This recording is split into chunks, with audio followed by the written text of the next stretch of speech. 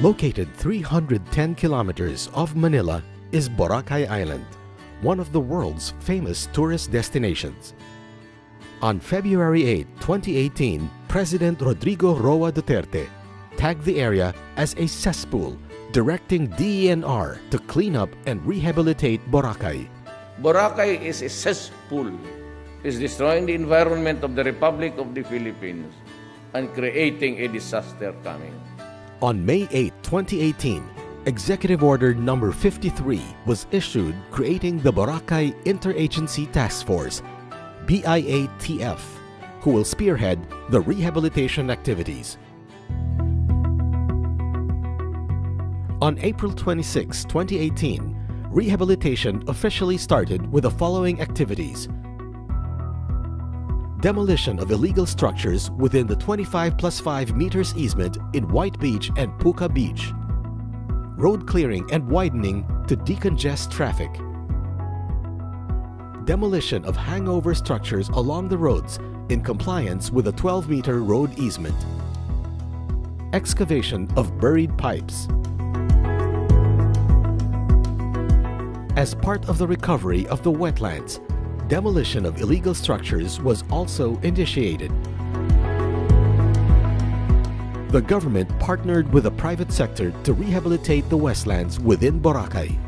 Part of the rehabilitation efforts is to ensure that the quality of water is within water quality standards. Thus, the DENR Environmental Management Bureau conducted daily water quality monitoring.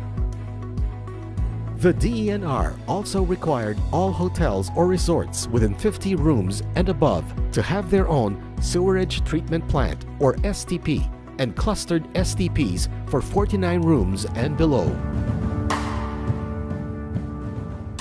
After 6 months of non-stop and rigorous rehabilitation activities, Boracay Island reopened for tourism on October 26, 2018.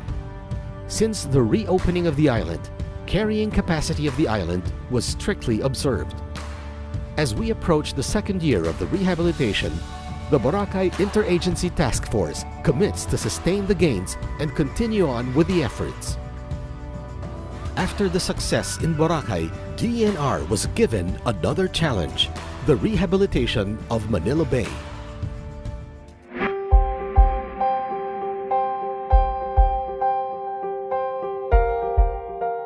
After a decade of government interventions since the issuance of mandamus, deterioration of the bay's water quality continued. Alarmed over the degradation of the bay, President Rodrigo Roa Duterte ordered Secretary Roy A. Cimatu of the DENR and Secretary Eduardo M. Año of the DILG to clean up Manila Bay. Kaya sabi ko kay Roy Cimatu, pati si Jan Año, you start cleaning the Manila Bay, and it will be, they will start to clean it. The DENR, together with Secretary Año, Tourism Secretary Bernadette Romulo Puyat, and other mandamus agencies members, immediately convened all stakeholders to discuss the rehabilitation of Manila Bay. On January 27, 2019, the DENR led the launch of the Battle for Manila Bay, giving the green light for its rehabilitation. Immediately after the launch, the DENR and Laguna Lake Development Authority closed down airing establishments within the bay, which were found violating Republic Act 9275 Clean Water Act of 2004. Believing that local executives shall be the frontliners in cleaning up esteros that drain into Manila Bay, the DENR conducted dialogue with barangay chairpersons. This is also in preparation for the massive cleanup.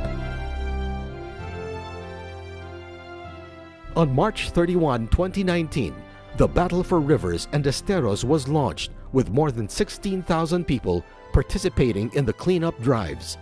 The DENR continues to tirelessly work in the following areas. About 33% of the target 40,000 establishments were inspected as of November 28, 2019. Regular water quality monitoring in 18 selected river mouths and outfalls and 31 bathing beaches in National Capital Region. Region 3 and Region 4A is being conducted. Following the bay's rehabilitation in January, the coliform level in Agwawan Beach in Mariveles, Bataan significantly went down to 8 from 790 mpn, prompting the DENR to declare it swimmable on April 9, 2019.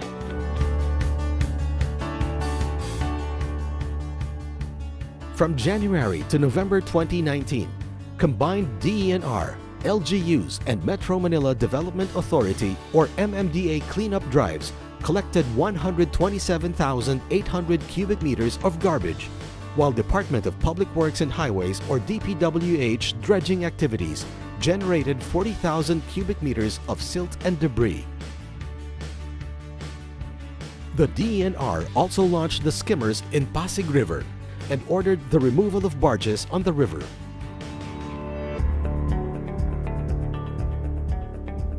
Delineation and demarcation of easement has started in 32 waterways in 3 regions.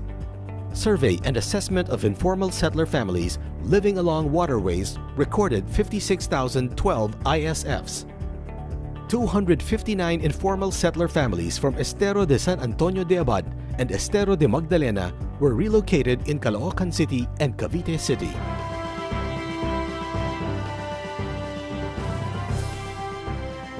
The DENR also hired 1,142 Estero Rangers to help out in the cleanup of esteros and collection of garbage from households along rivers and esteros.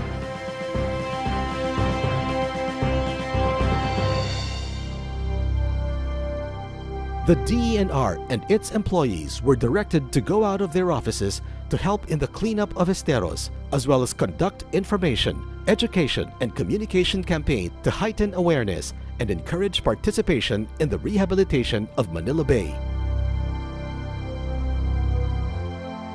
With all these initiatives, the DENR, together with other members of the Manila Bay Task Force, is confident the Manila Bay will soon regain its former glory.